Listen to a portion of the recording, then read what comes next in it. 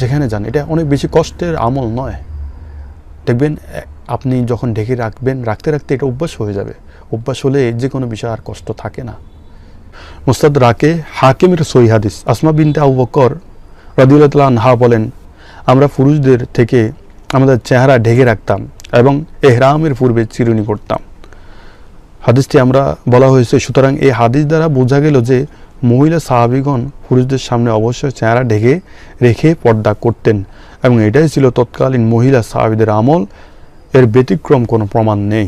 তিনারা সদা সর্বদা নিজেদেরকে ঢেকে রাখতেন।